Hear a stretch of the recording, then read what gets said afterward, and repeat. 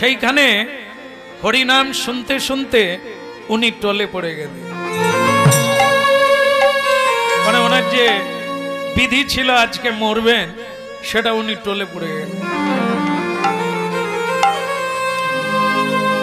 মহাপ্রভু সেখানে গিয়ে এক চাপ্পড় মারলেন, মেরে শ্রীবাস প্রভুকে জাগিয়ে দিলেন, ওটা লহ কৃষ্ণ না। তাহলে দেখে হরিনামকারীর মৃত্যু জয় হয়ে গেল। পরে মহাপ্রভু জিজ্ঞাসা করেছিলেন, শ্রীবাস, তোমার মনে পড়ে তুমি দেবানন্দের হরিবাসরে টলে পড়ে গিয়েছিলে, কে তোমায় চাপ্পড় মেরেছিল? বলে, কোনো এক মহাপুরুষ, সে অন্য কেউ নয়, আমি। তাই এই হরের নামইব কেবলম, এই শ্লোকটি স্বয়ং মহাপ্রভু ব্যাখ্যা করে কালজয়ী শ্লোক করে দিয়েছেন। তিনি প্রথমের ব্যাখ্যা ওই শ্রীবাস ঠাকুরের বাড়িতে স্বয়ং মহাপ্রভু এই কীর্তনটি করেছিলেন যে, হে জীব জগৎ, লেখাপড়া একটু করো, হ্যাঁ দরকার আছে, কিন্তু বেশি করো না, পণ্ডিত হতে যেও না। আমি স্বয়ং নিজে লেখাপড়ায় বিরতি দিয়ে হরিনাম করা শুরু করেছি। দুদিনের জীবন, আজ এসেছো, কাল চলে যাবে। এই জীবনে পণ্ডিত হয়ে গর্ব করে কোনো লাভ নেই, এই দেহের অহংকার করে কোনো লাভ নেই। নলিনী দলগত জলমতি তরলং তদুপজীবন। যেটা করার জন্য আসা সেইটা করে কাজ চুকিয়ে না, বেলা গড়ে গেল।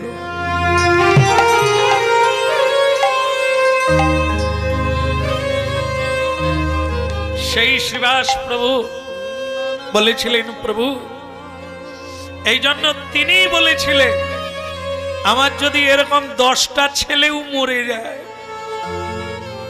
হরিনাম করতে করতে মহাপ্রভু তার বাড়িতে ছেলে মারা গেল। হরিনাম গাইছেন মহাপ্রভু স্বয়ং, শ্রীবাসের একমাত্র ছেলে মারা গেল। সেই শ্রীবাসকে কোন প্রতিবেশী এসে বলছে, প্রভু আপনার ছেলে মারা গেছে, হরিনাম বন্ধ করে একটু ভেতরে চলুন। শ্রীবাস প্রভু সেই ভক্তকে বলেছিলেন, আমাকে যা বলেছিস আর কাউকে বলিস না। চুপি চুপি কীর্তনের মাঝখান থেকে নাচতে নাচতে ভেতরে গেল। দেখে মালিনী দেবী, শ্রীবাস পত্নীর নাম হচ্ছে মালিনী দেবী, তার কোলে মৃত সন্তান। চিৎকার করে হা পুত্র বলে ঝাঁপিয়ে পড়ল মালিনী দেবী।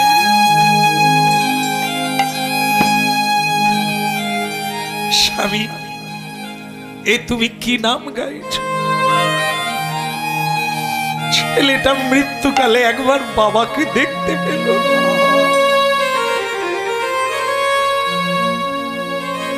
তুমি কি একবারও আসতে পারলে না?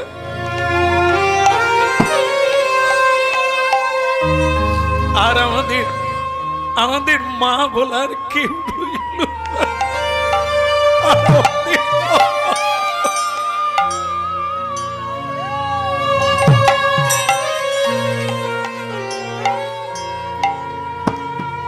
শ্রীবাস ঠাকুর তার মুখে চাপা দিয়ে বলেছিলেন, মালিনী, এর পরেও যদি তুমি চিৎকার করে কাঁদো, আর তোমার সেই কান্নায় যদি আমার বাড়িতে কীর্তন বন্ধ হয়ে যায়, তাহলে তুমি আমার মরা মুখ দেখবে।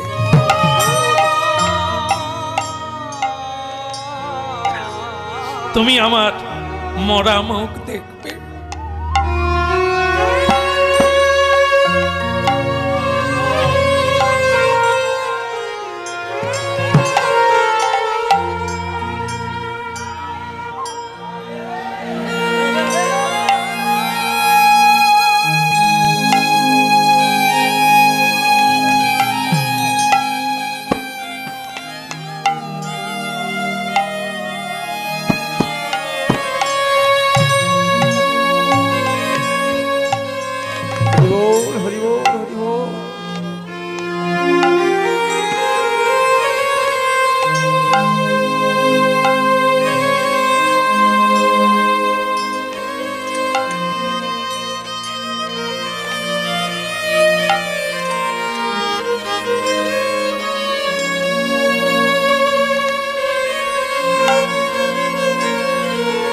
এই এক পাগল ভক্ত। চাক্ষুষ প্রমাণ, এরকম ভক্ত হয় না। নিতাই গৌর হরি।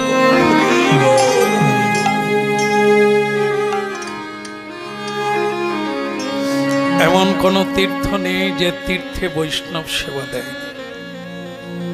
যতটুকু যা পায় বৈষ্ণব সেবা। মরার আগে নবদ্বীপে চুক্তি করে নিয়েছে, এনার দেহটা যেন নবদ্বীপে দাহ করে।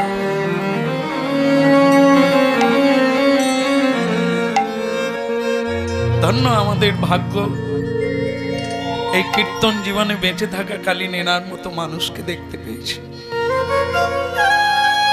আমরা যেগুলো বলি, এই পৃথিবীতে এরকম দুর্লভ প্রমাণ আছে। আমরা দুটো পয়সার জন্য কি না করছি, আর উনি দুটো পয়সা পেলে গুছিয়ে রাখে বৈষ্ণব সেবা। আজও এখানে এসে দিয়েছে, দান দিয়েছে, ভক্ত সেবায় লাগিয়ে দেবে। এই যে আমরা গাই না, এই বাস্তব তো মানুষের ভেতর।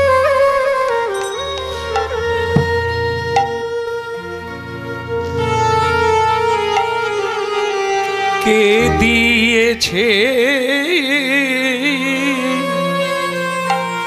ঠাকুর তোমার ভক্ত সখা? কে দিয়েছে ঠাকুর তোমার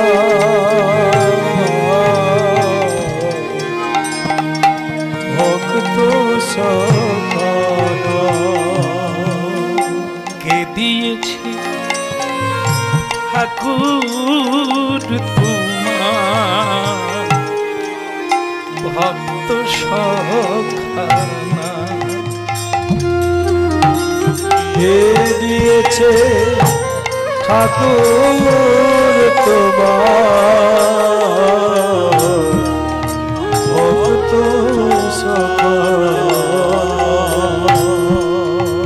পাষাণ হতে পাষাণী তুমি, পাষাণ হতে পাষাণী তুমি, ও গো নিঠুর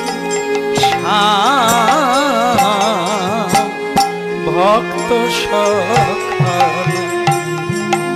কে দিয়েছে ঠাকুর তোমার ভক্ত সখা?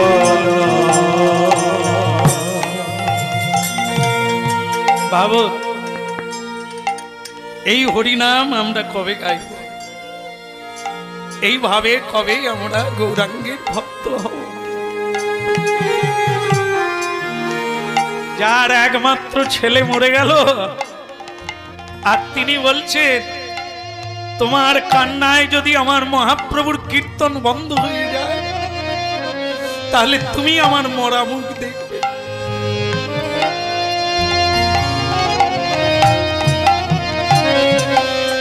পাষাণ হতে পাষাণী তুমি, ওগো নিঠুর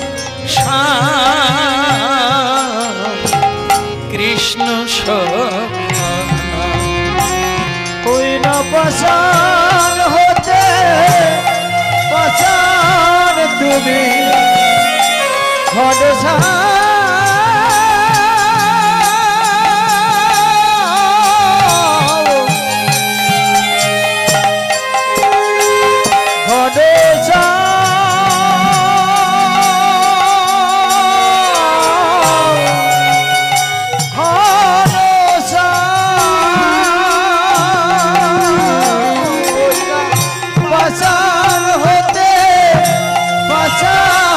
তুমি ও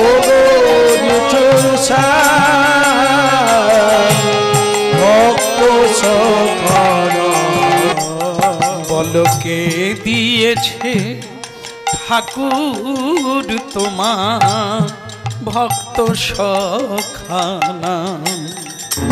লোকে দিয়েছে ঠাকুর তোমার ভক্ত সখানা। বুকে পাষাণ বেঁধে নিয়ে চুপ করে গেলেন মালিনী দেবী। শ্রীবাস ঠাকুর যেন একটা ছদ্মবেশ ধারণ করলেন, আবার কীর্তনে এসে নাচতে শুরু করলেন, যেন মনে হয় তার কিছুই হারায় না এবং কোনো ঘটনাই ঘটে না। ভাবো কেন ভগবান এই লীলা করলেন, কেন আমরা এই কীর্তন শুনব। আজ আমাদের এই জায়গাটায় না পৌঁছানো পর্যন্ত হরিনামের মহিমা জানা হয় না। আমরা মনে করি হরিনাম বন্ধ হয়ে যায়, বাড়িতে একটা বিপদ চলছে, বাড়িতে একটা বিপদ এসে গেছে, এখন হরিনাম হবে না। এমনকি অনেক বাড়িতে পরীক্ষা এখনো 3 মাস বাকি, আমাদের গান বুক করা ছিল কেটে দিয়েছে। কেন না 3 মাস পরে পরীক্ষা, কি করে ছেলে মেয়ের পরীক্ষা হবে, বাড়িতে হরিনাম হবে, বন্ধ। 3 মাস বাকি। আর আজকে ছেলে মারা গেছে, শ্রীবাস ঠাকুর বলছে তুমি যদি কাঁদো আর তোমার এই মায়া কান্নায় যদি মহাপ্রভুর কীর্তন বন্ধ হয়ে যায় আমার বাড়িতে, তাহলে তুমি আমার মরা মুখ দেবে।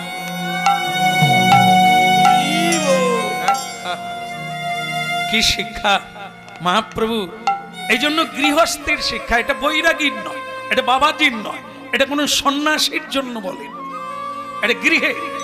এই জন্য শ্রীবাস ঠাকুরকে দিয়ে দেখিয়েছে যদি গৃহে থেকে কেউ ভগবান পেতে চাও তার কতখানি হরিনামের উপরে নির্ভরশীল হতে হবে। হরিনাম আমার কাছে আগে না পরে, আগে সংসার না আগে হরিনাম, এইটার সিদ্ধান্তে পৌঁছাতে হবে। শ্রীবাস ঠাকুর বললেন যে তুমি কাঁদবে না, হ্যাঁ, কেউ যেন না কাঁদে, আর এইটা যেন ছড়িয়ে না পড়ে, আমি আসছি বলে এসে আবার মহাপ্রভুর সঙ্গে নাচতে শুরু করল। একবার নাচ রে আমার মন দয়াল নিতাই চৈতন্য বলে, নাচ রে আমার মন, নাচ রে আমার মন, ওরে নাচ রে আমার মন, নিতাই চৈতন্য বলে, নাচ রে আমার মন, নাচ রে আমার মন, ওরে নাচ রে আমার মন, নিতাই চৈতন্য বলে, নাচ রে আমার মন।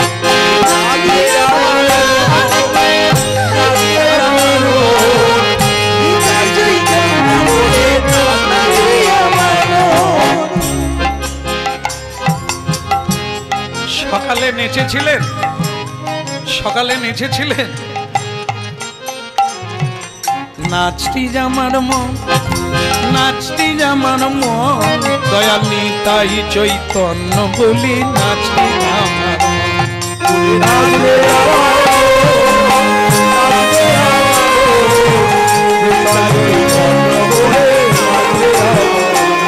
একবার নাচ, কাকে নাচতে বলছে এই মেয়ে?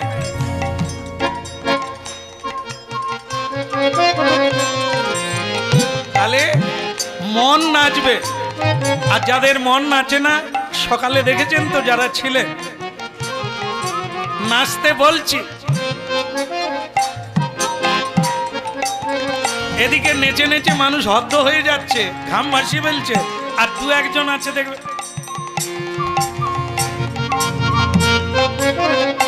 কি যে হবে, কাল যে কি খাবো। এই জন্য মনেই সুখী মনেই দুঃখী।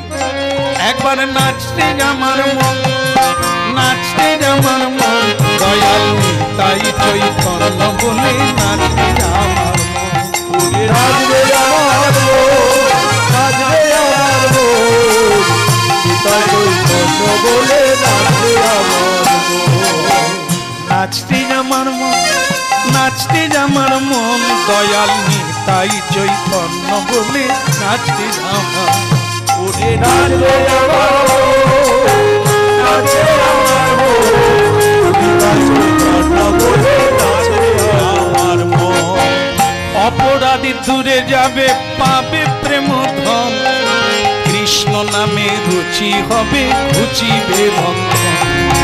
নাচবে আমার মন, নাচবে আমার মন, নিতাই চৈতন্য বলে নাচবে আমার মন। অপরাধী দূরে যাবে পাবে প্রেম ধন, কৃষ্ণ নামে রুচি হবে ঘুচিবে বন্ধন। অপরাধ দূরে যাবে পাবে প্রেম ধন, কৃষ্ণ নামে রুচি হবে পাবে প্রেম ধন। নাচতে আমার মন, নাচতে আমার মন, তাই চৈতন্য বলে নাচতে আমার মন। নাচবে আমার মন, নাচবে আমার মন, নিতাই চৈতন্য বলে নাচবে আমার মন। নাচবে আমার মন, নাচবে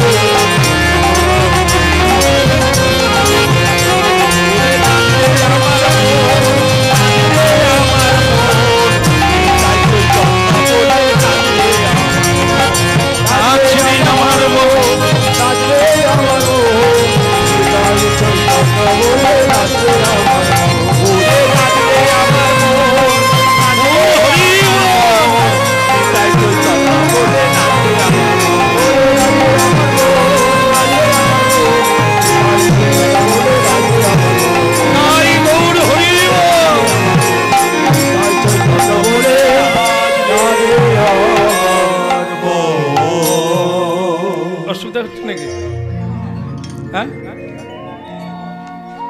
খুব অসুস্থ শরীর, তবু খোল বাজাচ্ছে। যদি অসুবিধা হয় ছেড়ে হ্যাঁ চলে যাবে।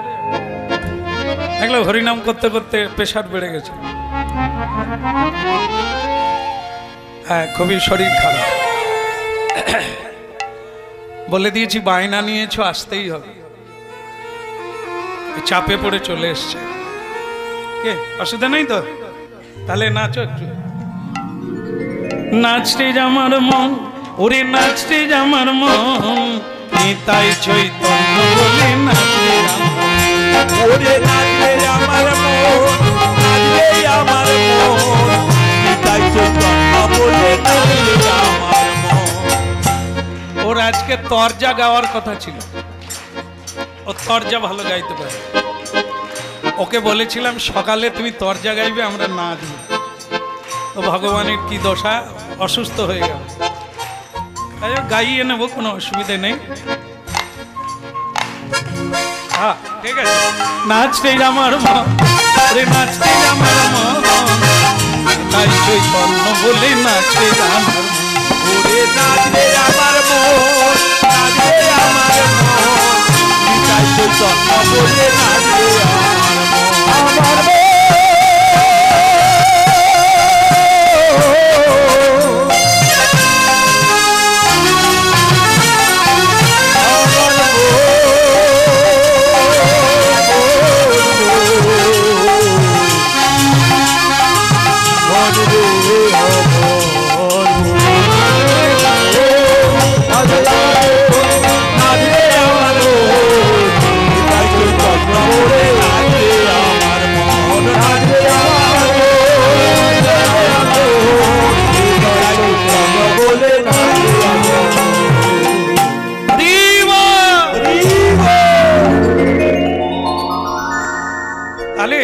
একটু বোঝার চেষ্টা করুন। একজনে কাঁদছিল পুত্র শোকে, স্ত্রী তাকে শ্রীবাস ঠাকুর বললে, এরপরে যদি বেশি করে কাঁদো তোমার মায়া কান্না, এই শব্দ উচ্চারণ আছে, তোমার এই মায়া কান্না যদি মহাপ্রভুর কানে পৌঁছে যায় তাহলে মহাপ্রভু কীর্তন বন্ধ করে দেবে আমার বাড়িতে, আর সেটা তোমার কাছে ভয়ঙ্কর হবে। ছেলে হারিয়েছো, এরপরে আমাকেও হারাবে। আচ্ছা তাহলে এর তফাৎ দেখুন। মালিনী দেবী স্বাভাবিক কারণে মায়াচ্ছন্ন হয়ে পুত্র শোকে কাঁদছিলেন। শ্রীবাস ঠাকুরেরও পুত্র, কিন্তু তার মধ্যে মায়া ছিল না। এই মায়া শব্দের পিছনে যে কি আমরা সেটা বুঝতে পারি না। এই দেখেন, তার মধ্যে মায়া ছিল না। মায়া মানে কি? মায়া মানে মিথ্যা। এই যে তুমি কাঁদছো, এই যে উনি ওনাকে এই ভুলটা ধরিয়ে দিচ্ছেন কিরকম দেখুন। এই যে তোমার মায়া কান্না, মানে এটা মিথ্যা কান্না, এ কান্নার কি মূল্য আছে? তুমি কাঁদবে বা কেন? অতি উচ্চ কথা, ধীরস্তত্র ন মুহ্যতি। জীবনে একটু শাস্ত্র পড়লেন, খালি মায়া মোহে মোহিত হয়ে এই সংসারে আয়রে যায়রে করে কাটিয়ে দিল, এটা তো বুঝলে না। এই যে তুমি কাঁদছো, এ তো মিথ্যা, এর কি মূল্য আছে? কাঁদলে ও কি বেঁচে উঠবে? যে মারা যায় সে তো কালের হাতে মরে। শোনো, এই যে এক বুড়িমার একটা ছেলে ছিল, তাকে সাপে কেটেছে, সর্পদংশন করে দিয়েছে, ছেলেটা মারা গেছে। তা সেই বুড়িমা কান্নাকাটি করে নানা জনকে জোগাড় করলো, সকলেই ছুটে এলো, আহারে আহারে করে সবাই কান্নাকাটি করছেন, খুব শোকসঙ্গ। তার মধ্যে একজন ব্যাধ ছিল, মানে সাপুড়িয়ে। সে তখন বলছে, মা আপনার এই চোখের জল আমাকেও পর্যন্ত কষ্ট দিচ্ছে, তবে আমি কথা দিচ্ছি যে সাপ কেটেছে, যে সাপ দংশন করেছে, আমি সেই সাপটাকে এক্ষুনি ধরে আনব। বিভিন্ন জায়গায় সাপুড়িয়ে বিভিন্ন জায়গায় খুঁজতে খুঁজতে সেই সাপটি পাওয়া যায়, আর ধরে এনে সাপুরের কাছে এটা কোনো ব্যাপার না। সে সাপটা ধরে এনে বলছে, বুড়িমা এইবার তুমি যেরকম বলবে, এই তোমারই সামনে সাপটাকে দণ্ড দেব, এর মৃত্যু সেভাবেই হবে, আপনি যেভাবে বলবেন। বলো বুড়িমা, একে কি করব? বলো রাধে রাধে। দেখবেন এই যে মায়া বিবশ মানুষের, ওকে জ্যান্ত পুঁতে ফেলো, ওকে পুড়িয়ে মারো, ওকে কাটা মনে ফেলে দাও, ওকে কুচি কুচি করে, এটা রাগের মাথায় শোকে দুঃখে জর্জরিত হয়ে মানুষ এরকম বলে, তবে আমার গায়ের জ্বালা জুড়বে। এই যেমন আমাদের দেশে দেখা যায়, কেউ কাউকে খুন করেছে, তাহলে বিচার কি হবে? ওকে ফাঁসি কাটে চলে। তাহলে একজনাকে মারলো, আবার সেও মরল, দুটো প্রাণ চলে গেল। এই ভক্তমন্ডলী মায়েরা, এখানের কি বিচার হচ্ছে দেখুন। হ্যাঁ, বুড়িমা বলছে এটাই সেই সাপ? বলে হ্যাঁ, এই সেই সাপ, এই আপনার ছেলেকে দংশন করেছে, যা আপনার জীবনে এই কাঁদতে কাঁদতে আপনার দিন করাচ্ছে। হ্যাঁ, এখন আপনি যেভাবে বলবেন এই সাপটাকে সেভাবেই পাবে। বুড়িমা বলছে, ওকে একটা কাজ কর, ছেড়ে দে। কেন বুড়িমা? এই যে এত কাঁদলে, আর কাঁদি আর যাই করি, ওকে মারলে আর কি হবে? আমার কি ছেলে বাঁচবে? কিন্তু অন্য লোকেরা বলছে না না, ওকে ছাড়বে না, ও আবার কাউকে দংশন করবে, ওকে মারো। এতক্ষণ পরে সাপ কথা বলছে, খবরদার আমাকে মেরো না, কারণ আমি ওই ছেলেটাকে মারি না, ওর প্রাণ আমি নিই না। তাহলে বলে আমাকে কাল পাঠিয়েছে, কাল পাঠিয়েছে মানে ওর সময় হয়ে গেছে, ওর সর্পদংশনে মৃত্যু হবে, তাই আমাকে পাঠিয়েছে। কালটাকে, এই কালকে ডাকো। কাল এলো, কাল এসে বলে আমার কিচ্ছু করার নাই, যম আমাকে পাঠিয়ে। বলে তোমরা তাহলে এসব এজেন্ট হয়ে আছো, হ্যাঁ, এসব ভায়া হয়ে কাজ করছো? বলে হ্যাঁ। যম তোমাকে পাঠাবে কেন? বলে আমি ঠিক ওসব জানি না, যম আমাকে বললো ওর টাইম হয়ে গেছে, একটা কিছু করে ওকে মৃত্যু দিয়ে দাও, তা সেই জন্য আমি সাপকে পাঠিয়ে দিয়েছি, সাপ ওকে কামড়ে দিয়েছে, মৃত্যু হয়ে গেছে, এখন আমাদেরকে ছেড়ে দিই। বল না, তাহলে যমকে ডাক। হ্যাঁ, এইবার যম এলো সেখানে, হরি ওম। আচ্ছা কি হলো, আমার ডাক পড়লো কেন? বলে যমরাজ আমার ছেলে মরলো, হ্যাঁ তোমার জন্য, তাই এত অল্প বয়সে ছেলে মরে গেল, কারণটা কি? বলে কেন, অল্প আর বেশির কোনো ব্যাপার নাই, সময় হলে যাবে, খাতায় লেখা আছে, আমি কি করব? বলে খাতাটা কে লিখে? বলে সে চিত্রগুপ্ত লেখা। বলে তাহলে চিত্রগুপ্তকে ডাকো। চিত্রগুপ্ত কি করবে, সেই যে মানে যাত্রা খাতা, সে খাতা নিয়ে যাচ্ছে।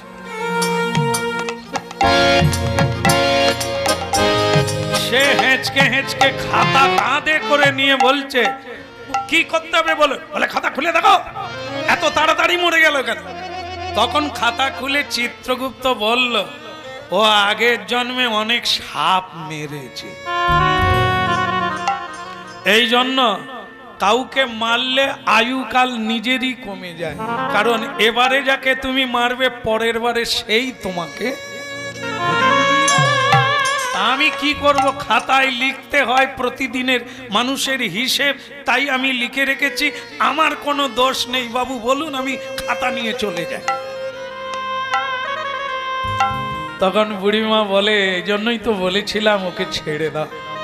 হ্যাঁ, তাহলে এবার শোনো মালিনী, এই তোমার ছেলে মরে গেছে, তুমি এত চিৎকার করে কাঁদছো, ও কি বাঁচবে?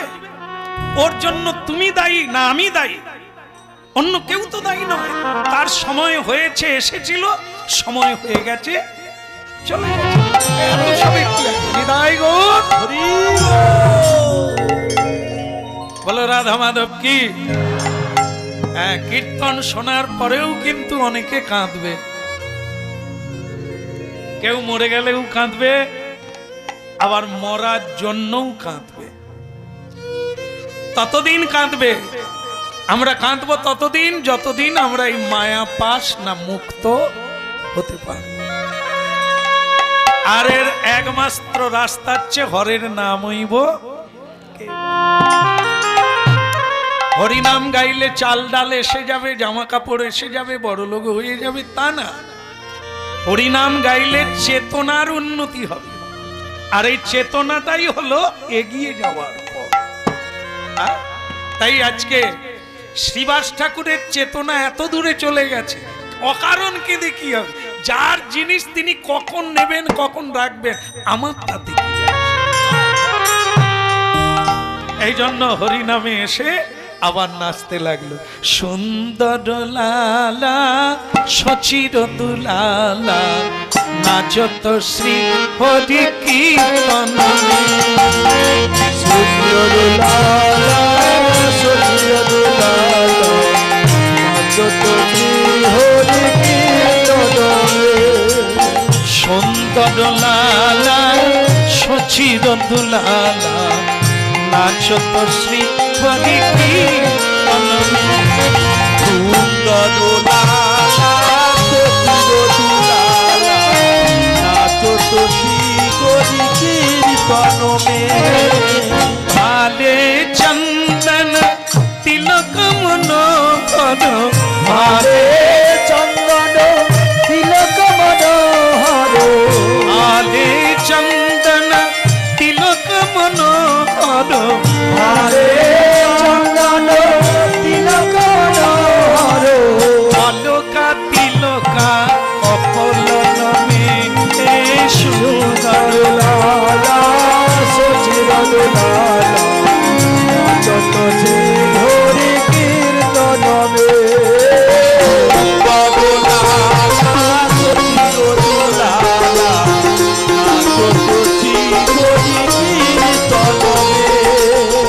শিরে চূড়া তরসী মালে বনমালা হীরা পরদলে।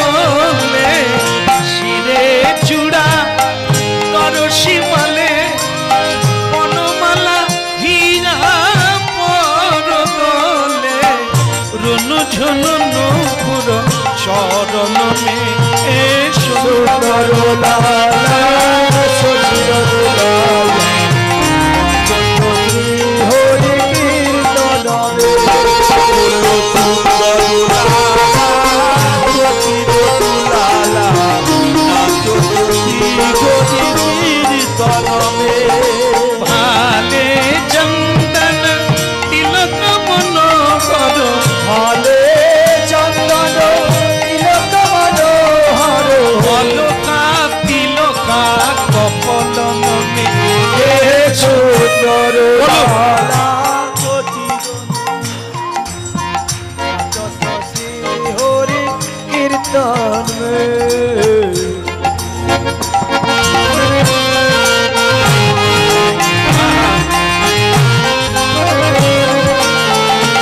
বলো সুন্দর লালা সুচির দোলালা নাচত শ্রী হরি কীর্তন মে সুন্দর লালা সুচির দোলালা নাচত শ্রী হরি কীর্তন মে। চৈতন্য মহাপ্রভু কি, শ্রীবাস অঙ্গন কি, গৌরাঙ্গ মহাপ্রভু কি, ওদিকের হলো কি?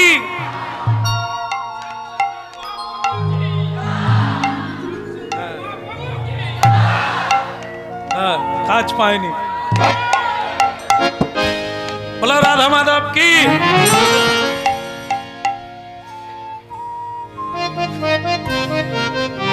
বলতে নেই। হ্যাঁ, আমাদের জয়ধ্বনি করে কোনো লাভ নেই। এই এতক্ষণ যে কথাগুলো বলা হচ্ছে কে করছে?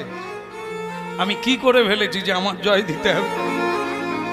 হ্যাঁ, বাবার একটা প্রশ্ন আছে, হোলি নাম হলো কেন? বাবাজি বসে আছে, হ্যাঁ এনার বন্ধু বলেছেন উনি, হোলি নাম হলো কেন? এই যে হোলি হোলি হোলি কেন নাম হলো বলবো যদি 12টা অব্দি থাকে। থাকবেন তো বচ্চারটা? ওরে বাবা, তাহলে এখনই দিয়ে দেব, কারণ আপনাদের যে দম বেড়ে গেছে সেটা আমি জানি। ধন্যবাদ আপনাদের, আপনাদের পেয়ে খুশি। এই জন্য অনেক রকম কায়দা কানুন করে আপনাদের আনা হয়, আপনারা বুঝতে পারেননি। এ কায়দা শুধু আপনাদের চরণধুলি পাবো বলে। আপনারা খুব প্রণাম করেন, খুব চালাক, কিন্তু আপনারা যে ঢুকে গেছেন জুতো খুলে রেখে, এই যে বসে আছেন, ধুলিটা কোথা থাকবে? আপনারা যখন চলে যাবেন আমি কাল সকালবেলা কি করব বুঝেছেন? এবার পা ধুয়ে ঢুকবে, এই নালে সব ধুলি এইখানে থাকবে, আর এখানকার উন্নতি, এখানকার প্রকল্প বন্ধ হবে না সেই ধুলির জন্য। বলো রাধে রাধে। তাহলে দেখুন, একজন মায়া মুক্ত আর একজন মায়াবদ্ধ। কি? শ্রীবাস পত্নী মাতাজি কাঁদছেন, আর শ্রীবাস ঠাকুর কি বলল? তুমি আমাকেও হারাবে, চুপচাপ বসে থাকো। একবারে কীর্তন শেষ হয়ে যাবে, মহাপ্রভু চলে যাবে, তারপরে এই মৃত ছেলেটার একটা গতি করব। এখন চুপচাপ সব বসে থাকো। ভক্তমণ্ডলী মায়েরা, যারা স্বামীকে ভক্তি করেন, যারা স্বামীকে শ্রদ্ধা করেন, তারা স্বামীর বিরুদ্ধে কোনোদিন যায় না। সে যত তার কষ্ট হোক, যত ক্ষতি হোক, তা বুকে যেন পাষাণ চেপে গেল, চোখে জল ঝরছে, কিন্তু শব্দ করে কাঁদতে পারল না। এই স্বামীর বাক্য শুনে কি মনে হবে? ইনি কি পাষাণ, না ইনি পাগল হয়ে গেছে, না এনার কোনো জ্ঞান কাণ্ড নেই? সেই শ্রীবাস ঠাকুর এসে আবার হরিনামে নাচতে লাগলেন। কেউ ধরতেই পারল না যে তার মুখ দেখে মনে হবে তার একটা বিশাল ক্ষতি হয়ে গেছে। কারণ কি? তার কোনো ছদ্মবেশের দরকার ছিল না, তার কোনো মুখোশ পরার দরকার ছিল না, তার কোনো অভিনয়ের দরকার নেই যে আমার ছেলে মরে গেছে সেটা একটা ভাব, এটা একটা ভাব না। তার কাছে ছিল এক ভাব। কোনো ছল চাতুরি করে তাকে নাচতে হয়নি যেন কেউ না আমার ধরতে পারে, এটা না। এর নামই হচ্ছে ভাব। ভাবে ঠিক দাঁড়িয়ে থাকলে ওই অভাব বোধ আপনার আসবে না। যে অভাবটা ওনার হচ্ছে, আপনার হবে না। সেটা কি ভাব? সেটা হচ্ছে দেনেওয়ালা যিনি তিনি দিয়েছেন, লেনেওয়ালা যিনি তিনি নেবেন। এ পৃথিবীতে একটা কোনো শক্তি নাই যা মহাকালের সঙ্গে লড়ে পারে। তা আমার বাড়িতে যে প্রেমের আস্বাদন চলছে মহাপ্রভুকে নিয়ে, আমি তা থেকে বঞ্চিত হব কেন? ওইটা পাওয়া তো বড় দুর্লভ। মহাপ্রভুকে পাওয়া যায়। এই যেন বলা হয়েছে কি জানেন তো? ওই জন্য ওইটা গাইছিলাম বারবার, নন্দের আলোয় কৃষ্ণ, তারপরে নন্দের গৃহে কৃষ্ণ অবতার। জন্ম হলো দেবকী মায়ের গর্ভে, কৃষ্ণের লীলা হলো কোথায়? যশোদার ঘরে। নন্দের ঘরে, জন্ম হলো দেবকীর ঘরে, লীলা হলো নন্দ মহারাজের ঘরে। তাহলে এরা কারা, ওরা কারা? এরা দুর্ভাগা। মা দেবকীর অপরাধ ছিল, তাই জন্ম হলো, স্তনদুগ্ধও দিতে পারল না। বাল্য লীলা যে ভগবানের সবচাইতে উৎকৃষ্ট আকর্ষণীয়, সেটাও দর্শন হলো। হ্যাঁ, তাই এখানেও বলছে শ্রীবাস ঠাকুর, মালিনী নিমাই কার ঘরে জন্ম নিয়েছে? শচী মা। কিন্তু প্রতিদিন কার বাড়িতে লীলা হয়? আমার বাড়িতে। বিভিন্ন জায়গা থেকে এত ভক্ত আসে এখানে। স্বয়ং মহাপ্রভু নিত্যানন্দ, হরিদাস, গৌরীদাস, তারা আমার বাড়িতে নর্তন করে, কীর্তন করে। এর চাইতে ভাগ্য আর কি?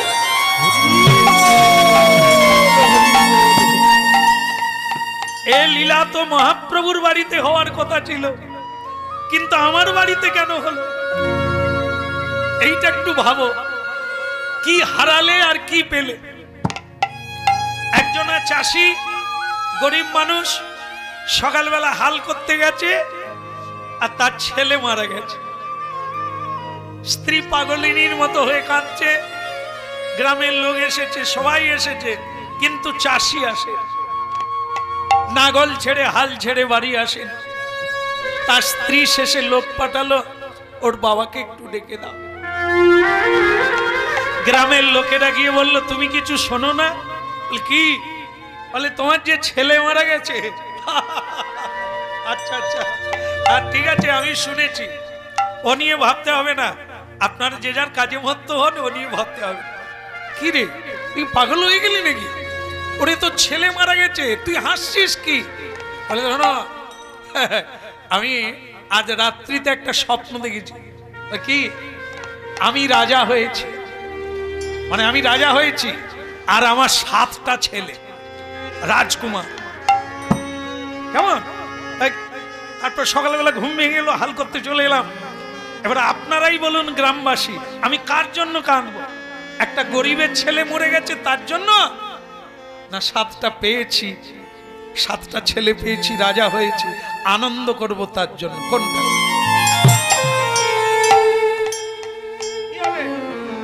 আমি তো স্বপ্নে 7টা ছেলে পেয়েছি, আমি রাজা হয়েছি, আনন্দ করব, না একটা ছেলে মরে গেছে কাঁদবো? কোনটা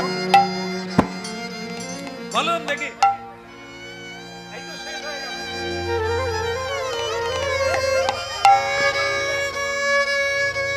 বলুন, যেমন ধারণা আসছে বলুন, কার জন্য কাঁদবে? 7টা ছেলের জন্য কাঁদবেন, আনন্দ করবেন, তাহলে মরে গেছে কোনো সমস্যা নাই। বলো,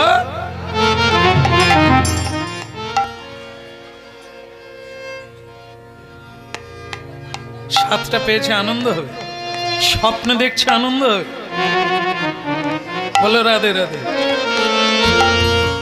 আরে রাত্রিতে তো স্বপ্নে অনেকে অনেক কিছু দেখে, আমি রাজা বেনে গেছি আর আমাকে সবাই সালাম ঠুকছে। ঠুক না রে বাবা, সালাম ঠুকছে। সকালবেলা উঠে দেখে ছেঁড়া কাঁথায় শুয়ে আছে। তাহলে কি স্বপনে দেখিনু হাই কি মধুর স্বপন, নিদ্রা ভাঙিলে দেখি একই কর্তব্য কঠোর জীবন যাপন। স্বপ্ন আর বাস্তব আকাশ জমিন তফাৎ। তাহলে এখানে তত্ত্ব কি দাঁড়ালো? চাষি আনন্দ করছে, হাসছে, আর তার ছেলে মারা গেছে খবরে কাঁদছে না। ব্যাপারটা কি? ওই তত্ত্ব। কি তত্ত্ব? ছেলে বেঁচে আছে এও স্বপ্ন, ছেলে মারা গেছে এও স্বপ্ন, আর আমি রাজা হয়েছি 7টা ছেলে, ও স্বপ্ন। দুটো এক। এও স্বপ্ন নয়, এই যে আমরা বেঁচে আছি স্বপ্ন নয়, এও স্বপ্ন। কেন বলুন তো? এ স্বপ্ন একাই বলা হচ্ছে, আপনি এখুনি আছেন, এখুনি নেই।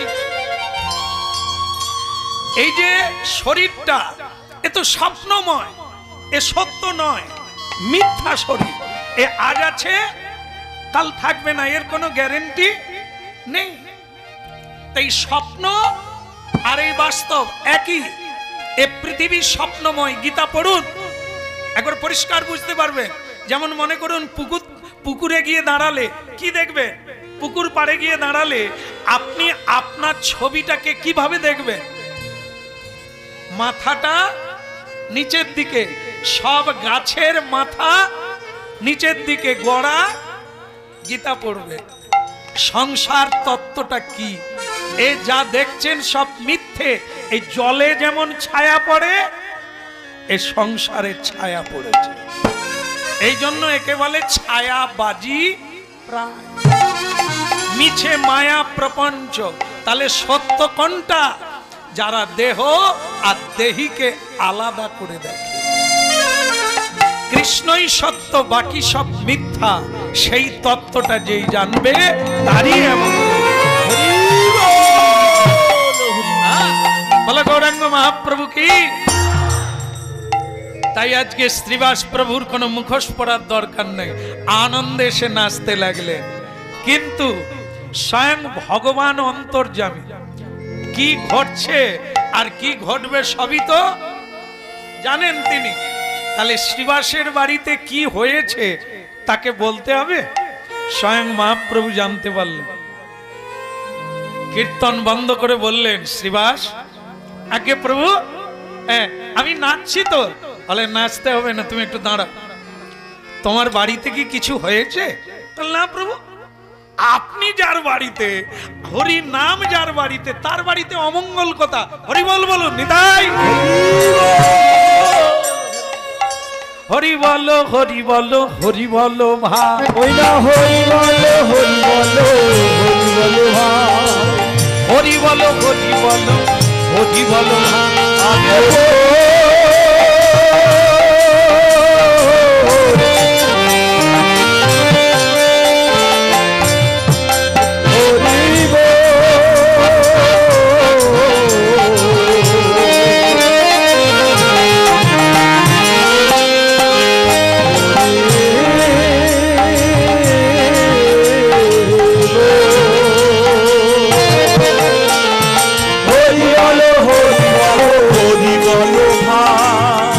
ছাড়া কলি কালে আরে গতি না, হরি নাম ছাড়া কলি কালে আরে গতি না, ছাড়া কলি কালে আরে গতি নাই। হরি বলো হরি বলো হরি বলো ভাই। হরি বলো হরি বলো হরি বলো ভাই। এই হরি নামে উদ্ধারিল জগাই আর মাথায়। হরি নামে উদ্ধারিল জগাই আর মাথায়। এই হরি নামে উদ্ধারিল জগাই আর মাথায়। এই হরি নামে উদ্ধারিল জগাই আর মাথায়। হরি বল হরি বল হরি বল হরি বল। হরি নাম ছাড়া গতি নাই। হরি বল হরি বল। হরি নাম ছাড়া গতি নাই। বল বাহু তুলে বল সবে হরি বল হরি বল। বাহু তুলে বল হরি বল হরি বল। বাহু তুলে বল হরি বল হরি বল। বাহু তুলে বল সবে হরি বল হরি বল। বাহু তুলে বল সবে হরি বল হরি বল। বাহু তুলে বল সবে হরি বল হরি বল। হরি বল হরি বল হরি বল। বাহু তুলে বল সবে হরি বল হরি বল। আরে বাহু তুলে বল সবে হরি বল হরি বল। কিন্তু মহাপ্রভু ছাড়বে? শ্রীবাস ঠাকুর হরিবোল বলে নাচতে শুরু করলো, যেন কিচ্ছু হয় না। স্বয়ং মহাপ্রভু বললেন, একটু দাঁড়িয়ে যাও, তোমার বাড়িতে কোনো বিপদ হয়েছে? বল না প্রভু, কোনো বিপদ হয় না। তখনই পাশ থেকে একজন বলে দিলেন, প্রভু ওনার বাড়িতে ছেলে মারা গেছে। কখনো মারা গেল? আগে দ্বীপ প্রহর রাত্রি, সে তো অনেক আগে। তা এতক্ষণ তোমরা বলো নাই কেন? আগে উনি দিব্যি দিয়েছে, বলতে না বলে দিয়েছে, এই জন্য আপনাকে ভয়ে বলতে পারি না। ওনার ছেলে, একমাত্র ছেলে মারা গেছে। শ্রীবাস ঠাকুর মাথা নিচু করে দাঁড়িয়ে স্বয়ং মহাপ্রভু বললেন, শ্রীবাস তুমি এতক্ষণ আমাকে বলো নাই কেন যে তোমার ছেলে মারা গেছে? আমি হরিনাম বন্ধ করে দিতাম। বলো তুমি বলো নাই কেন? আগে প্রভু ওরা জানে না তাই, কিন্তু প্রভু আপনি যেখানে আছেন তার কি কোনো অমঙ্গল আছে? শুধু এইটার ব্যাখ্যা আমাকে বুঝিয়ে দেন। স্বয়ং ভগবান যেখানে, ভুবন মঙ্গল হরিনাম যেখানে, সেখানে একটা ছেলে, তার জন্য আমি বলবো কেন? আপনার হরিনাম আমি বন্ধ করব কেন? কিন্তু শ্রীবাস তোমার চোখে জল নাই? আগে না প্রভু, আমার যদি এরকম 10টা ছেলেও মারা যায় তাতে আমার কোনো দুঃখ নেই, কিন্তু আমার দুঃখ হলো এটাই যে আপনি হরিনাম বন্ধ করে দিলে এইবার আপনি চলে যাবেন।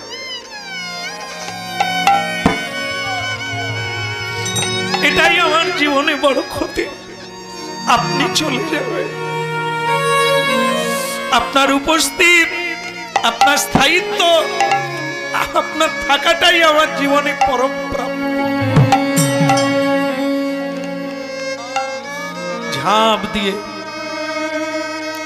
এক লম্ফ দিয়ে মহাপ্রভু শিবাশয়কে জড়িয়ে ধরলেন। একটা মুখ ফসকে মহাপ্রভুর বাক্য বেরিয়ে গেছে। উনি বলে ফেলেছেন, যারা সন্তান মরে গিয়েও আমাকে ছাড়ে নাই, এই ভালোবাসা, এই ভালোবাসা ত্যাগ করে আমি কি করে যাব? এই কথাটা বেরিয়ে গেছে। তার মানে উনি ইঙ্গিত করছেন সন্ন্যাস নেবে। এত প্রেম যাদের, এত ভালোবাসা যাদের, আমি তাদেরকে ছেড়ে কি করে যাব?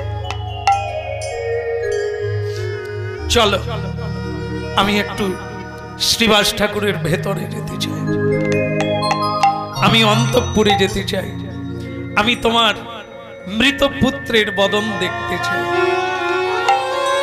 শ্রীবাস বললেন, আমি তো আমার চেয়ে আমার ছেলের ভাগ্য বেশি ভাবি, যে হরিনাম শুনতে শুনতে মরে গেল, হরিনাম চলাকালীন মরে গেল, তার ভাগ্য কত। আবার আবার এখন মহাপ্রভু বলছেন তার মৃত দেহ মহাপ্রভু দর্শন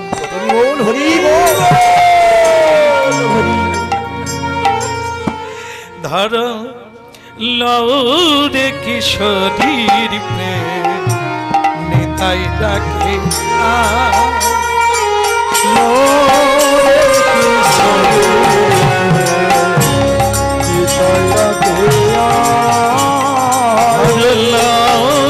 কিশোরীর প্রেম নিতাই ডাকে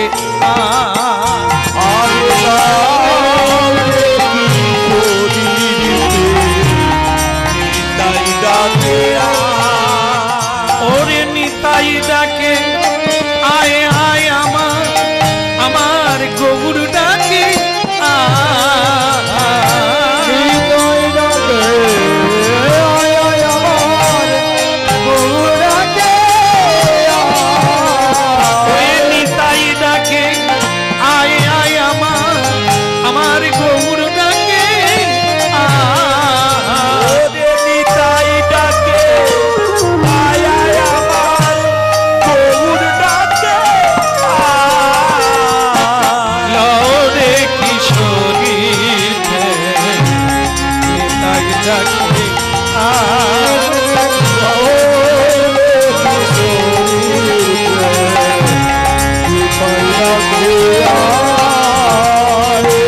শান্তিপুর ডুবু ডুবু, ওই শান্তিপুর ডুবু ডুবু নদে ভেসে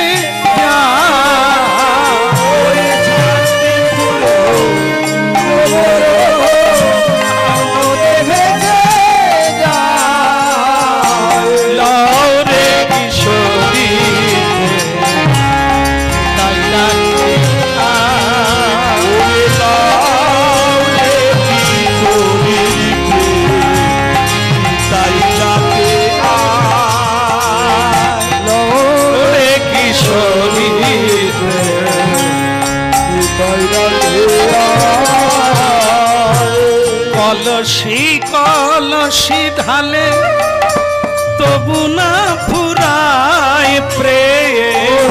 কলসি কলসি ঢালে তবু না ফুরায় প্রেম। পার ভাঙিয়া ঢেউ লাগিল আমার গোরা চাঁদে পারে ভাঙিয়া ঢেউ লাগিল গোরা চাঁদে। ওই দেখো পার ভাঙিয়া ঢেউ লাগিল গোরা চাঁদে পার ভাঙিয়া ঢেউ লাগিল গোরা চাঁদে। ওরে কিশোরী তাই ডাকে ওরে নরে কিশোরীর বিপদ খেয়া। বলো নিতাই চাঁদ কি, বলো গৌরাঙ্গ মহাপ্রভু কি। তাহলে মহাপ্রভু কোথায় যাচ্ছে? শিবাস ঠাকুরের অন্তঃপুরে, যেখানে ছেলে মারা গেছে, ছেলেকে দেখার জন্য যাচ্ছে। বলো রাধে রাধে। আমাদের এত বড় ভাগ্য হবে মরে গেলে মহাপ্রভু আসবে। কত তফাৎ দেখুন। যে ছেলে শ্রীবাস ঠাকুরের পুত্র হয়ে জন্ম নিয়েছে সে তো আমাদের মতো নয়। কত ভাগ্য করেছিল তবে শ্রীবাসের পুত্র হয়ে জন্ম পেয়েছে। আর হরিনাম শুনতে শুনতে আবার তার মৃত্যু হয়েছে। মহাপ্রভু তার এই দেহটাকে দেখার জন্য যাচ্ছে। বলো রাধে রাধে। আর আমরা মরে গেলে কোথায় যাবে? ওই যে কি ম্যাডাম হয় যে, হ্যাঁ, তোমার কভার হয়েছে নাকি? বলার জন্য যে না করে ছটফট করছে। হ্যাঁ, তাহলে বলো রাধে রাধে। হ্যাঁ, সে দেহ কি কত কিছু হবে। আর ভক্তমন্ডলী মায়েরা কেউ কেউ মরে গেলে কি হয়? কান্নাকাটি হয়। আর ওই কিসে যায়, কিসে যায়, কিসে? বাঁশের এত রোজগার করলো, সোনার খাটে গেল না, বাঁশ দিয়ে এলো। আর কি দিয়ে খোঁচে?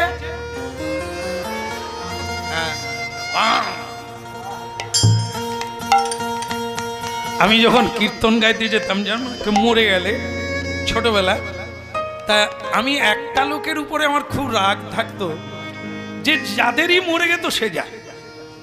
যে কেউ মরে গেলে সে আগে যায়, গিয়ে বাঁশ কাটবে। সে কাঁদেও না, আর যে কাঁদবে তাকে খালি গালাগালি করে। আমার তখন এত রাগ হতো, ও কবে মরবে আমি দেখব। কিন্তু দুর্ভাগ্য, পরে ব্যাপারটা বুঝলাম যে ওর উপর রেগে কি করবো, বরং ও লোকটার কোনো মায়া দয়া কিচ্ছু নেই। আরে সর সর, হ্যাঁ, যেন মরবে নি গো।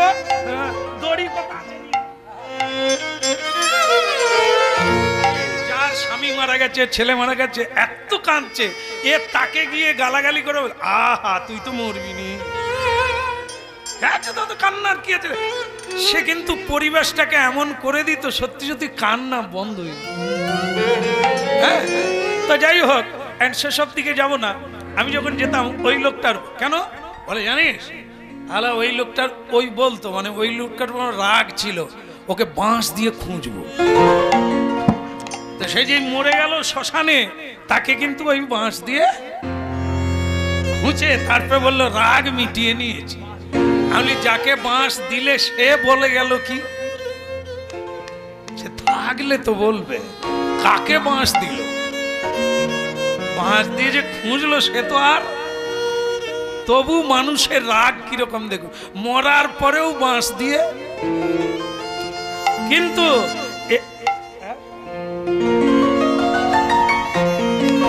এখন মজা হচ্ছে কি যে, আর যারা ভীষণ ভাবে কৃষ্ণ ভক্ত হয় তাদের কি হয়?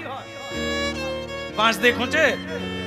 হ্যাঁ, এই তো তোফা, এই আমরা লোককে বাঁশ দিই, তো এই জন্য আমাদেরকেও বাঁশ দিয়ে খুঁজে। আর কৃষ্ণ নাম হরিনাম করুন, কৃষ্ণ ভক্ত হয়ে যান, তার কি হয়? তার সমাধি হয়। হ্যাঁ, গলায় মালা পরে, তুলসীর মালা পরে, তিলক দিয়ে যেভাবে বসে হরিনাম করে সেভাবেই তাকে সমাধিস্থ করিয়ে দেওয়া, হাতে ঝোলামালা দিয়ে দেওয়া হয়। অনেক ভাগ্যের দরকার, হ্যাঁ, সব ভাগ্যে হয় না।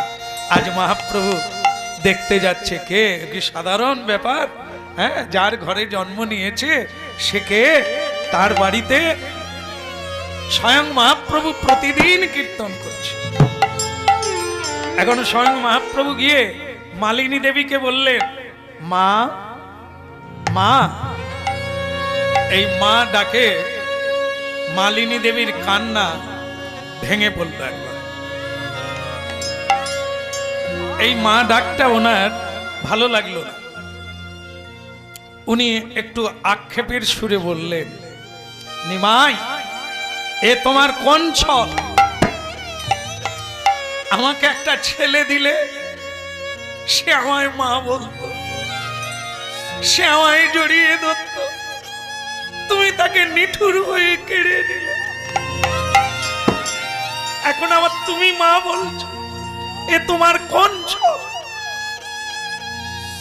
বললেন, মা দেখেন, স্বয়ং জগন্নাথ, স্বয়ং জগদীশ্বর, সকল মহিমার মহিমান্বিত স্বয়ং মহাপ্রভু শ্রীবাস পত্নীকে বলছেন, মা, মা দুঃখ করবেন না, আমি তো জানি না, আমি কীর্তন করছি, পরে জানলাম আপনার ছেলে মারা গেছে, আমার অপরাধ ক্ষমা করে দেন মা, তবে আমার কোলে একটু দেবেন।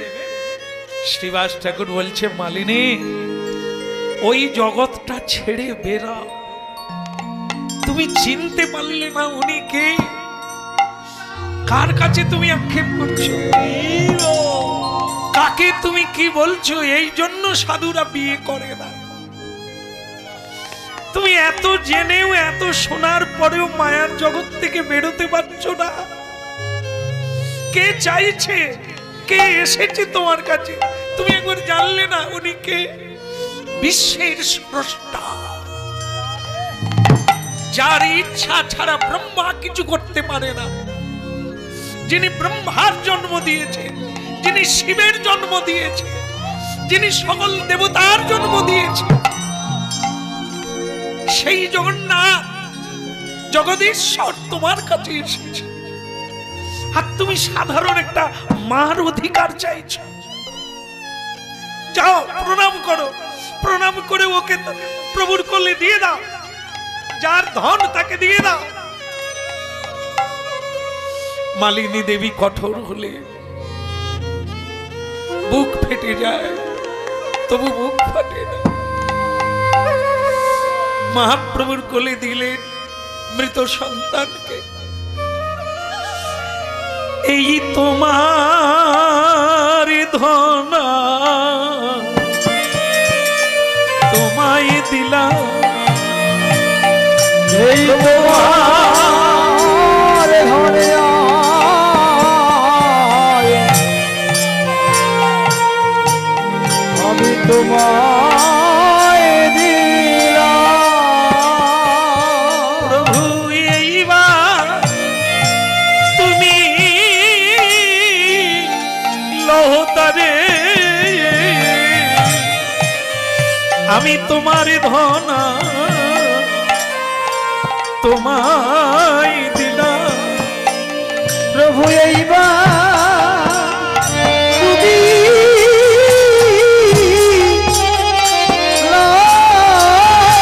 লতারে, তোমার ধন আয়, আমি তোমায় দিলাম। লক্ষ কোটি লোক দাঁড়িয়ে আছে, হ্যাঁ, লক্ষ লক্ষ নরনারী দাঁড়িয়ে আছে, তারই মাঝখানে মহাপ্রভু বালকটিকে কোলে নিলে, নিয়ে এক আশ্চর্য লীলা করলে। বালক অবাক হয়ে গেলেন, যে মরে গেছে তাকে ডাকছে, বালক। লোকে তো অবাক হয়ে বলছেন, কি করে সাড়া দেবে, সে তো মরে গেছে। কিন্তু মহাপ্রভু স্বয়ং জগতের ঈশ্বর, তারই দ্বারাই তো সম্ভব। তা তিনি মৃত বালককে ডাকলেন, বালক। সে বালক যেরকম ঘুম থেকে ওঠে সেই রকম জেগে উঠল। নিতাই গৌর হরি হরি বল। যেই জেগে উঠলো মহাপ্রভুর কোল থেকে নামলো, নেবে মহাপ্রভুকে প্রণাম করলে। মহাপ্রভুকে প্রণাম করে সেই বালক বলছেন, প্রভু আমায় কিছু বলবেন? তুমি এই সুন্দর পৃথিবী ছেড়ে চলে যাচ্ছ কেন? বালক উত্তর দিচ্ছে, যে মারা গেল মহাপ্রভুর কৃপায় বেঁচে উঠলো, তাকে মহাপ্রভু প্রশ্ন করলেন, এই সুন্দর পৃথিবী ছেড়ে তুমি চলে যাচ্ছ কেন? সেই বালক বললেন, প্রভু আপনি কি আমাকে পরীক্ষা করছেন? আপনি যে প্রশ্ন করলেন আমি চলে যাচ্ছি কেন, এটা তো সত্য নয়। আপনি আমাকে নিয়ে যাচ্ছেন। মানুষ যদি চলে যেতে পারতো তাহলে মানুষ থাকতে পারত। মানুষের তো এই স্বাধীনতা নেই। মানুষ বাঁচতে পারে না, আবার মরতেও পারবে না। এ দুটো কোনোটাই মানুষের হাতে নেই। ভগবানের ইচ্ছা যখন হবে তখনই। বলে আমি করে দেখাবো, বিষ খেয়ে মরবো, আপনি বিষ খান, তারপর কি হবে? হাসপাতালে যাবেন, নল ঢুকিয়ে দিয়ে ওয়াশ করে আপনাকে বাঁচিয়ে দেবে, যন্ত্রণা ভোগ করে ঘরে বসে পৌঁছে যাবে। বলো মরা হলো কি? মরতে চাইলেও মরা হবে না, যন্ত্রণা পাবেন কিন্তু মরবেন না। আবার যেদিন মরবেন বিনা ঘটনাতেই মরে যাবেন। চারিদিকে ডাক্তার কবিরাজে ঘেরা থাকবে, আপনি মরে যাবেন, কেউ রক্ষা করতে পারবে না। তাহলে কি হলো না? এখন মহাপ্রভু বললেন, তুমি সুন্দর পৃথিবী ছেড়ে চলে যাচ্ছ কেন? বালক বুঝিয়ে দিল, আমি যাই না, আপনি নিয়ে যাচ্ছেন। বাহ, এটা বুঝলাম। কিন্তু তোমার মা বাবা কাঁদছে, সেই মা বাবাকে ত্যাগ করে তুমি চলে যাচ্ছ কেন? মা বাবা যে কাঁদছে, তাদের কি কাঁদানো ঠিক হয়েছে? একবার টান টান অবস্থা, মানে কি সকলেই শুনছে তো? যাদের যাদের ছেলে আছে সকলেই শুনছে কথাটা। কি শুনছে না? ছেলেটা বলছে, কাকস্য পিতা কাকস্য মাতা। কে কার মা, কে কার বাবা? উনি আমার বাবা হয়েছেন, ওনারও তো মা আছে, আবার তারও মা আছে। তাহলে কে কার বাবা, কে কার মা? এ জন্মে উনি বেঁচে থাকলেন, আমি মরে গেলাম, আমি আবার কাকে মা বলবো? আবার একটা নূতন মা। তাহলে কে কার বাবা, কে কার মা? আগের জন্মেও না ছিল, পরের জন্মেও থাকবে না। তাহলে আমার মা হলো কি করে? একটা অস্থায়ী জায়গা মাত্র। এসেছিলাম, কর্মফল শেষ, আমি তাই চলে গেলাম। বলো রাধে রাধে। দেখে চোখের জল শুকিয়ে গেল। মালিনী দেবী এই যত কথা শুনছে বালকের বদন থেকে, চোখের জল শুকিয়ে যাচ্ছে। শেষ প্রশ্ন মহাপ্রভু করলেন বালককে। তিনটি প্রশ্ন করেছিলেন, দুটো হয়ে গেল। শেষ প্রশ্ন, তোমার কি কোনো আশা নাই পৃথিবীতে? আশা, আশা, কোনো কামনা বাসনা নেই পৃথিবীতে? তখন বালক বলল, ছিল না, কিন্তু এখন এই দ্বিতীয়বারে এসে এই মুহূর্তে আমার একটা বাসনা হয়ে গেল। তাহলে সেটা কি? চলে গিয়েছিলাম হরিনাম শুনতে শুনতে, আপত্তি ছিল না, কিন্তু আপনার কোলে উঠে এই দ্বিতীয়বার বেঁচে গিয়ে আমার একটা নতুন কামনার জন্ম হয়ে গেল। এখন আপনি যদি বলেন তাহলে আমি বলবো। মহাপ্রভু বলে, বলো তোমার কি ইচ্ছা? যেন চরণে ছাড়া করো না হে, যেন চরণে ছাড়া যেন চরণে ছাড়া করো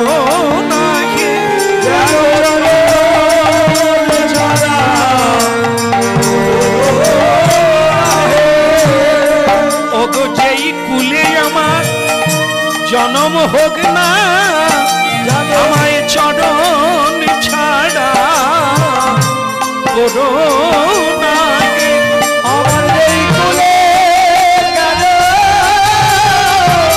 জন্ম হোক না চরণ ছাড়া করুণা গো। যেই কুলে কেন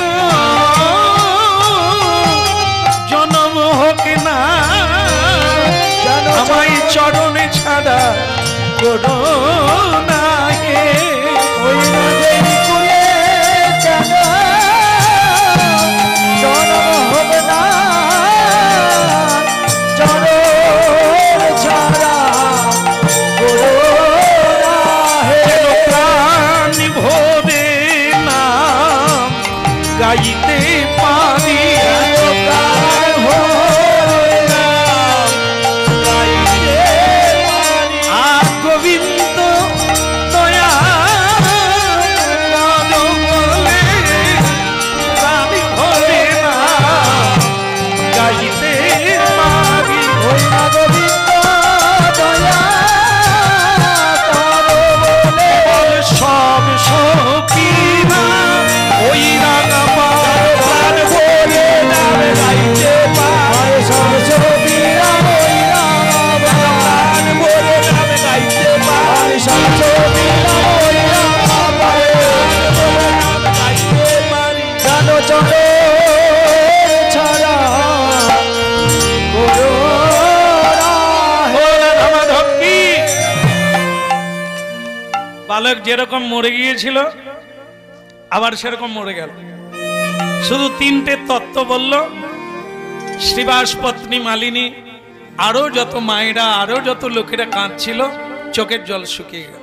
এই তত্ত্বটা শুনে স্বয়ং বালক নিজেই বলছে, আমার কর্মফল শেষ হয়ে গেছে, তাই আমি চলে যাচ্ছি।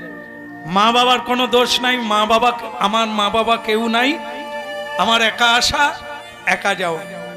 হ্যাঁ, এই যে তত্ত্বগুলো, এগুলোই হচ্ছে গীতা। গীতা পড়ুন, ওখানে বুঝতে পারবেন। এই জন্য দুঃখ আর থাকবে না। শুধু মরে যাওয়ার তত্ত্বটা না, সংসারে যে যত দুঃখ পাচ্ছেন, কষ্ট পাচ্ছেন, একদম নিশ্চিত 100তে 100 গ্যারেন্টি আপনারা আর কাঁদবেন না। শুধু যে কারণে কাঁদতে হবে সেটা কি? হ্যাঁ, কাঁদতে হবে। ভগবান এত বড় একটা সুযোগ দিয়েছেন, কাঁদার হৃদয় আছে, তো সেটা কৃষ্ণ বলে কাঁদো। হরি বল হরি বল। অনেক সময় লাগবে, কারণ এই সংসার এমন একটা জায়গা, এখানে বোঝা যাবে। তো সেই বোঝাটা অনেকের জ্ঞানে হয়ে যায়, অনেকের জ্ঞানে হয় না, কর্মে হয়। কর্মে মানে যত দিন যাবে একটু একটু করে হুঁচুট খাবেন আর বুঝতে পারবেন এ জগৎ আপনাকে কিভাবে ঠকাচ্ছে। হ্যাঁ, তত ধীরে ধীরে একদিন একদিন, কোনো দিন, কোনো জন্মে আপনাকে এই পথে আসতে হবে। হরি বল। একদম সত্য। হ্যাঁ, সেই জায়গাটায় না পৌঁছালে, শ্রীবাস ঠাকুরের জায়গায় না পৌঁছালে এই তত্ত্বটা পরিষ্কার হবে। তাই যে মহাপ্রভু বলছেন, মালিনী মা, আমার জন্য অনেক কাঁদতে হয়েছে। বল না বাবা, বালকের মুখে যে তত্ত্ব শুনলাম, আর আমার কোনো কান্না নেই। আমার জীবনে অনেক ঘটনা আমি দেখেছি। 12 বৎসরের ছেলে জলে পড়ে মারা গেল। একরকম মানে গ্রামের পর গ্রাম ভেঙে পড়েছে, লোক দেখতে এসেছে, কিন্তু যার ছেলে সেই মা মানে ততখানি কাঁদছে না। সে বরং তার বুকে গীতা দিচ্ছে, তাকে তিলক দিয়ে সাজিয়ে দিচ্ছে। মানে অবাক। তিনি বলেছিলেন, শ্যামসুন্দর, তোমার কীর্তন শুনেছিলাম। হ্যাঁ, কীর্তন শুনে বুঝে নিলাম কে কার, তার সময় হয়েছে চলে। এই চলে গেল। আমাদের ভক্তের মধ্যে এই মহাপ্রভু মানে গুরুকুঞ্জের সঙ্গে যুক্ত, তারও ছেলে মরে গেল, মানে 12 বছরের ছেলে চলে গেল, সে ওই জলে ডুবে। সেখানেও তার মা বলছে, আমার গোপাল যে চলে গেল, এখানে এসে কাঁদছে। ও কোথায় যাবে, আমাকে শুধু এই জায়গাটা একটু বলে দেয়, আমি শান্তি পেয়ে যাব। আমি বললাম, দেখেন, ও তো এখানে এসেছিল, আমি তাকে দেখেছি, তাকে আমি নাম দিয়েছি, তো সে হরিনাম করেছে। আপনার মতো মা পেয়েছেন, বাবা পেয়েছেন, ও তো ভগবানের কাছে যাবে। এই কথাটা শোনার পরে সে বললেন, প্রভু আর আমার কোনো দুঃখ নেই, ও ভগবানের কাছে গেছে, আমার কোনো দুঃখ নেই। দেখেন, এইসব দেখেছি জীবনে বাস্তব। আমার স্বয়ং গুরুদেবকে দেখেছি, আমার কীর্তনের যিনি গুরুদেব, হ্যাঁ, আজ সেখানকার ভক্ত এখানে এসেছে। আমার গুরুদেবের বাড়িতে সন্তান মারা গেল, আমি আছি, কীর্তন হচ্ছে, গুরুদেব বলেন,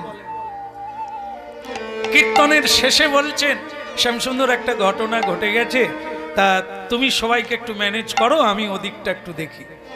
তখন আমি অবাক হয়ে গেলাম যে আমার গুরুদেব কিভাবে হরিনামকে ধরেছিলেন। হ্যাঁ, সন্তান মারা গেছে, তার বাড়িতে আমি কীর্তন গাইছি, তিনি বলেন না কাউকে। এটা এই কিছুদিন হলো একটা গান গাইতে গেলাম, তাদেরও বাড়ি তাই। আমার বায়নার টাকা রেখে দিয়েছেন, হ্যাঁ শ্যামসুন্দর প্রভুকে এটা দিয়ে দেবে, সেই আমাকে বুক করেছে, সে সবাইকে বলে টলে দিয়ে তিনি চলে গেছেন। আমি তখন কীর্তনের বাসরে আছি, আর তার ছেলেরাও বলে না, শুধু আমাকে বাসরে এসে বলে গেলেন আমার বাবা চলে গেছে। বাবা, আমিও কাউকে বলি না, একবারে শেষে গিয়ে বললাম, জানিয়ে দিলাম। অবাক। তাই এই কিছু জীবনে বাস্তব দেখেছি যে যারা কতখানি ঈশ্বর জ্ঞান থাকলে এইভাবে চলে যায়। হ্যাঁ, কোনো চোখের জল নাই, কোনো মায়া নেই, মমতা নেই, দিব্যি চলে গেল। তাই এই যে তত্ত্ব, যখন শ্রীবাস প্রভু প্রভু চরণে ধরে কাঁদলেন আর বললেন, প্রভু আপনি কিন্তু আমার বাড়ি ছেড়ে যাবেন না। হ্যাঁ বলুন। মহাপ্রভু বললেন, মালিনী মা, একটা ছেলে হারিয়েছেন, একটা ছেলে হারিয়েছেন, ও ছেলেটা বেঁচে থাকলে কদিন বাঁচত? 100 বছর। আর আমি আপনাকে কথা দিলাম, আজ থেকে দুজন আপনার ছেলে হলাম, আমি আর নিত্যানন্দ, আমরা দু ভাই আপনার ছেলে হয়ে গেলাম। বলুন আপনি খুশি? মালিনী দেবী দুইজনকে জড়িয়ে ধরলেন। এর চাইতে আর ভালো কি আছে? একটাকে হারালাম, তোমাদের দুই ভাইকে। হরি বলো রাধা মাধব কি। আচ্ছা, হোলিকাটা বলে দি, কি হোলি, হোলিকা কি করে হলো? এই যে হোলি হো, হোলি হো আপনারা বলে, তা সেই হোলিকা নামে একটি মহিলা ছিল। এটি হচ্ছে সত্যযুগের কাহিনী। স্বয়ং প্রহ্লাদ মহারাজের পিতার নাম আপনার কে হয়? সরো নাকি? এমন ভাবে বলছে যেন মনে হয় একেবারে বাড়ির লোক। বলো রাধা মাধব কি। তাই হিরণ্যকশিপু কিছুতেই তিনি মানে একবারে কৃষ্ণ বিরোধী, বিষ্ণু বিরোধী। বিষ্ণুর কোনো যাগ যজ্ঞ হবে না, হরিনাম চলবে না, বিষ্ণুর কথা বলা চলবে না, বিষ্ণু ভক্তের সেবাও চলবে না, মোটামুটি বিষ্ণু পূজাই চলবে না।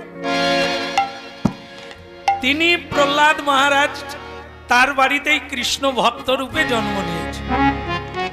এখন প্রহ্লাদ হরিনাম গাইছে সর্বদা, হরি বল। আর সেই হিরণ্যকশিপুর নানাভাবে প্রহ্লাদ মহারাজকে বিনাশ করার চেষ্টা করছেন। কিভাবে একে বিনাশ করে দেওয়া যায়? অনেকভাবে আগুনে ফেলা হলো, জলে ফেলা হলো, পাহাড় থেকে ফেলা হলো, হাতির পায়ের তলায় ফেলা হলো, কিছুতেই মরছে না। শেষকালে হিরণ্যকশিপু নিরুপায় হয়ে চেয়ারে বসে আছেন, মানে সিংহাসনে। সেই সময়ে তার এক বোনের নাম হোলিকা। হ্যাঁ, মানে অসুর কুলে জন্ম তো। দাদা, ও দাদা, বলে কি হলো? বলে দাদা, একে মারা যাচ্ছে না, এই নিয়ে টেনশন করবে না, আমি মেরে দেব, এ আমার হাতে মরে যাবে, কোনো সমস্যা নেই। হ্যাঁ, তা কি করে তুমি মারবে? কিচ্ছু না, তুমি কিছু চন্দন কাঠের ব্যবস্থা করো, জ্বালানির ব্যবস্থা করো, একে জ্বালানির উপরে নিয়ে আমি কোলে করে নিয়ে দাঁড়াবো, আর তোমরা আগুন লাগিয়ে দেবে, বাস আগুন যখন লেগে যাবে ছেড়ে দিয়ে পালিয়ে আসবে। এইবার মরে যাবে, আর কোনো সমস্যা নাই। তখন হিরণ্যকশিপুর বলে, তুই যদি পারিস তাহলে তোর নামে আমি অনেক জায়গা সম্পত্তি রাজ্য দিয়ে দেব। হোলিকা দেবী আর দেরি করলেন না, কি করলেন? বলে চলো বাবা প্রহ্লাদ, পিসিমা। ও পিসিমা, বলে তোর আজ পিসি বেরোবে, মরবি আমার হাতে। হরে মুরারে মধু কৈট ভারে, গোপাল গোবিন্দ মুকুন্দ সৌরে। হরে মুরারে মধু কৈট ভারে, গোপাল গোবিন্দ মুকুন্দ সৌরে। বলো হরে মুরারে মধু কৈট ভারে, গোপাল গোবিন্দ মুকুন্দ সৌরে। বলো হরে মুরারে মধু কৈট ভারে, গোপাল গোবিন্দ মুকুন্দ সৌরে। যোগেশ নারায়ণ কৃষ্ণ বিষ্ণু, যোগেশ নারায়ণ কৃষ্ণ বিষ্ণু, নিরাশয় মাম জগদীশ রক্ষ। নিরাশয় মাম জগদীশ রক্ষ। হরে মুরারে মধু কৈট ভারে, গোপাল গোবিন্দ মুকুন্দ সৌরে। বলো হরে মুরারে মধু কৈট ভারে, গোপাল গোবিন্দ মুকুন্দ সৌরে। ও পিসিমা, আমাকে কই বসাবে যে? বলে হ্যাঁ। বিশাল এক কাঠের জড়ো করলো, হ্যাঁ বিশাল কাঠ জড়ো করলো এক জায়গায় করে, মাঝখানে একটা গাছ আছে, সেই গাছে হোলিকা দেবী, মানে কে হয়, কি সুন্দর আদর করছে, লাদা প্রহ্লাদ। সে বলে পিসিমা আজা বেটা, চলো পিসিমা, হরিনাম গাইতে গাইতে দুজনে যাই। হ্যাঁ, তা প্রহ্লাদের কোনো সমস্যা নেই, সে বুঝতেই পেরেছে যে আগুন লাগাবে। ঘি ঢালা হচ্ছে, টিন টিন ঘি দিচ্ছে। হ্যাঁ, তা দিচ্ছে পিসিমা, ঘি দিচ্ছে কেন? বলে গন্ধটা ভালো হবে। হ্যাঁ, তা প্রহ্লাদ বলে পিসিমা তাই যেন হয়। হ্যাঁ, কারণ তুমি আমি দুজনেই মরব। আমি মরতে যাব কোন দুঃখে? মরলে তুই যদি পাপ করে থাকিস তুই মরে যাবি, তোর কোনো সমস্যা নেই, কিন্তু আমি মরবো কেন? চল। পিসিমা প্রহ্লাদকে এরকম করে ধরে নিয়ে দাঁড়িয়ে আছে, আর এবার বলে দেওয়া হয়েছে, কি হলো দেশলাই বের করো না, লাগিয়ে দাও। এবার লাগিয়ে দিল, দাও দাও করে জ্বলতে লাগলো, আর লোকে হায় হায় করতে লাগলো। এরকম রাক্ষসীটা, এরকম ওষুধটা মেরে দিল প্রহ্লাদকে। সকলেই হায় হায় করলো, বলো রাধারমন কি হিরণ্যকশিপুর খালি বন রে, হোলিকা পালিয়া।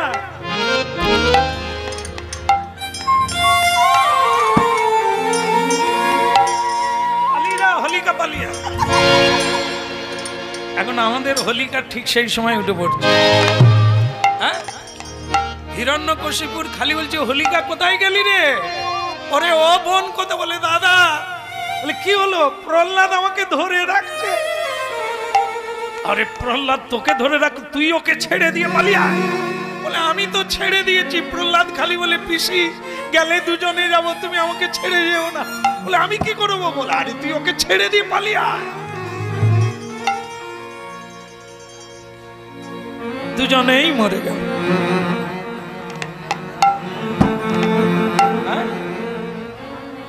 আগুনে একজন মরে গেল, আরেকজন বেঁচে যায়। এ আরম্ভ করছে, একে বিশ্বাস করবে? মরলে দুজন মরবে, আগুন যদি নিভে যায় দুজন বেঁচে যাবে। শেষকালে যখন আগুন নিভে গেল, হরি মুরারি মধু কৈট ভারে, গোপাল গোবিন্দ মুকুন্দ সৌরে। হরে মুরারি মধু কৈট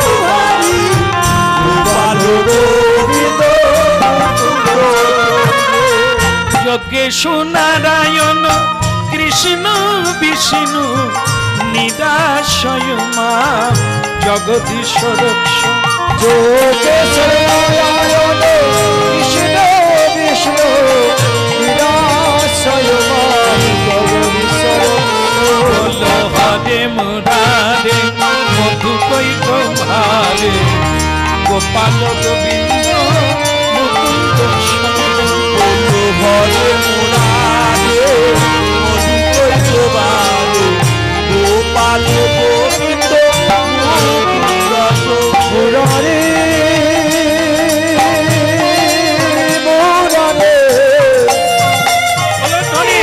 গৌর হরিব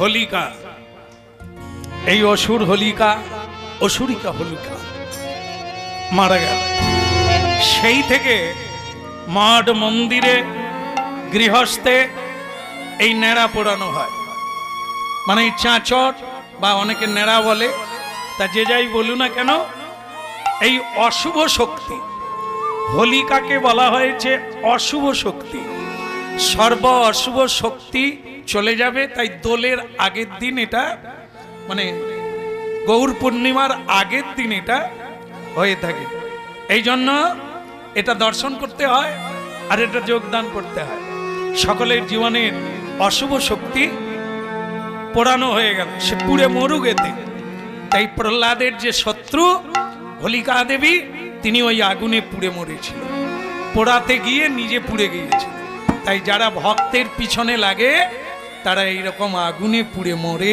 আর ভক্তরা তাহলে সকলের বিঘ্ন নাশ হোক আর আজকে মহাপ্রভুর আবির্ভাব তিথিতে মহাপ্রভুর কৃপা সকলের উপর থাক আর আগামী অনুষ্ঠান একাদশী তো রয়েছে বাকি পহলা বৈশাখ দিনের বেলা মহাপ্রভুর অভিষেক হবে তথা আমরা হরিকথার মহাপ্রসাদের মধ্য দিয়ে এই অনুষ্ঠান মহামিলন হবে সবাই উপস্থিত আজকে বৃন্দাবন রম্যস্থান একটা কথা বলে দিই আমি অনেকের হাতে আবিরের পুটলি দেখেছি দয়া করে আর বের করবেন না কেমন আবির আমি একদম সকাল থেকে বিকেল পর্যন্ত মেখেছি কেমন এত আবির আমি জীবনে মাখি না কেমন দয়া করে আর কেউ পুটলি বের করবেন না কেমন তা যাই হোক সবার মঙ্গল হোক আর সবাই মহাপ্রসাদ পাবেন কেমন অনেক আগে চাল